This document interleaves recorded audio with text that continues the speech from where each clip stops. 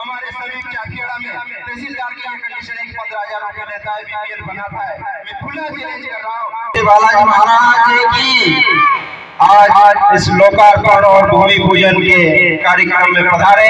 आज के मुख्य अतिथि हमारे पूर्व कैबिनेट मंत्री, कांग्रेस के प्रदेश उपाध्यक्ष परम सम्माननीय खिलचीपुर राजा साहब, मंच पर आसीन सम्माननीय समस्त मेरे गांव के देवतुल्य नागरिकों और मेरे पत्रकार बंधुओं साथियों, आज बड़े हर्ष का विषय है कि आज इस लोकार्पण और भूमि पूजन कार्यक्रम में आप सभी पधारे। ग्राम पंचायत कांगड़िया की ओर से मैं तहे दिल से हार्दिक स्वागत और वंदन करता हूं। साथियों, आज का समय ऐसा है कि इतना भ्रष्टाचार है कि पूरे भारत में मध्य प्रदेश भ्रष्टाचार में नंबर 1 है और उसमें मध्य प्रदेश में राजगढ़ जिला सबसे नंबर 1 पर है। और राजगढ़ जिले में सबसे ज्यादा नंबर 1 में भ्रष्टाचार में तो है खिलचीपुर विधानसभा, जिसमें पहली लूट चलती है।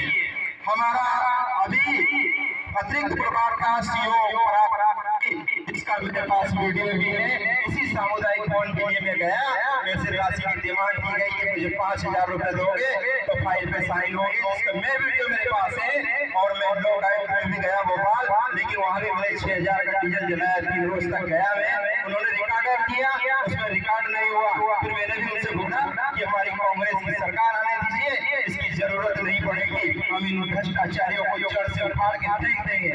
एक दिन ऐसा समय आएगा। और साथियों, मैं तो बालाजी महाराज से प्रार्थना करता हूँ कि आने वाले समय में हमारे राजा साहब भावी मुख्यमंत्री के रूप में आए तो राजगढ़ जिले का उद्धार हो जाए। और जो नायक पिक्चर का रोल है ना, एक दिन का सीएम बनता है। अगर मुझे 15 दिन का समय आपका वो मुझे अधिकार दे दो तो मैं इस राजगढ़ जिले को जड़ से खत्म कर दूंगा भ्रष्टाचारियों को। सिर्फ मेरी लड़ाई भ्रष्टाचार के खिलाफ है। कोई भी अधिकारी मेरे से रिश्वत मांगता है, अगर मुझे अधिकार मिले तो मैं जल्लाद का काम कर दूं, उसको फांसी के तख्ते पर लटका दूं। मुझे इतना गुस्सा आता है भ्रष्टाचारियों पर, क्योंकि गरीबों की जेब काटने का काम ये भ्रष्टाचारियों करते हैं। आज किसी भी विभाग में हमारे सभी चाकियाड़ा में तहसीलदार की कंडीशन है कि 15,000 रुपये लेता है, बीपीएल बनाता है। मैं खुला चैलेंज कर रहा हूँ। और जो मेरे गाँव में बने आज गरीब मेरे भाई हैं, SC ST सभी पिछड़ा वर्ग में सामान्य में, उन गरीबों को बीपीएल नहीं बन रहा है। मुझे भी बहुत दुख होता है, लेकिन मैं कुछ नहीं कर पाता हूँ साथियों। और आप लोगों की हमेशा लड़ाई लड़ रहा हूँ। ये भाजपा की सरकार क्या कर रही है आपको पता है?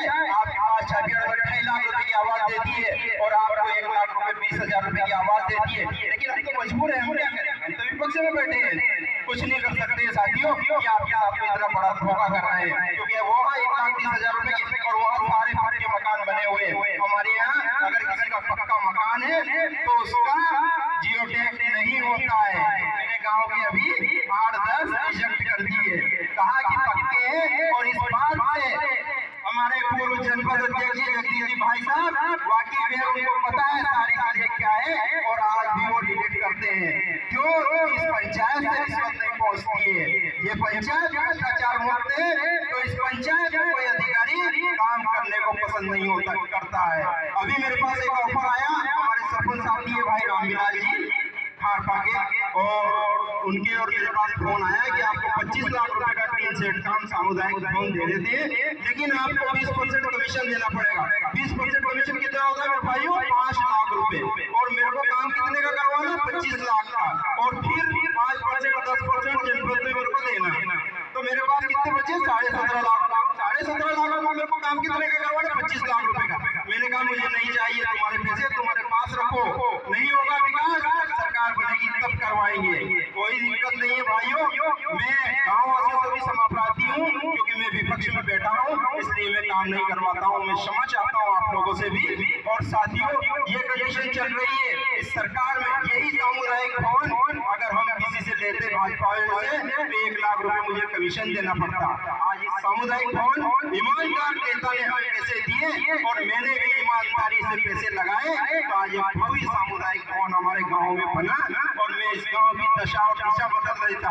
ऐसी मेरी विचारधारा थी कि मैं इस गाँव को एक गुलाबी गाँव बना देता, लेकिन मुझे बहुत दुख होता है साथियों। अभी हमने शमशानों में समतलीकरण करवाया, 1 लाख रुपए का उसमें खर्चा आया, लेकिन फिर भी उसमें कचरा डालते हैं और बोलते हैं कि हम विधायक जी के रिश्तेदार हैं तो रोड़ी तो बनाएंगे।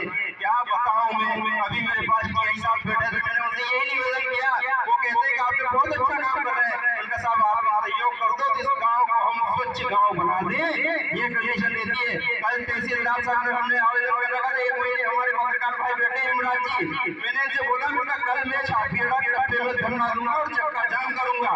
तो आज तत्काल उन्होंने नोटिस पहुंचा दिए और 8-10 लोगों को नोटिस दिए, कल रोड़ी हट जानी चाहिए। ये सिस्टम है, सिस्टम के आगे हम भी मजबूर है। समय के अभाव के कारण मैं ज्यादा समय नहीं लूंगा साथियों। और राजनीति काजल की बोल रही है, जो इसमें जाता है काला होकर निकलता है।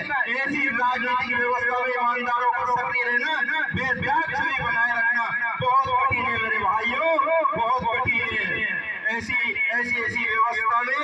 और क्या हम विधानसभा हारे, लोकसभा हारे, क्या हार में क्या जीत में, किंचित नहीं भयभीत में कर्तव्य पथ पर जो मिला ये भी सही वो भी सही। इन भाजपाइयों से मैं वरदान नहीं मांगूंगा, चाहे हार नहीं मानूंगा। धन्यवाद। इसी के साथ मैं अपनी वाणी को विराम देता हूँ। जय हिंद।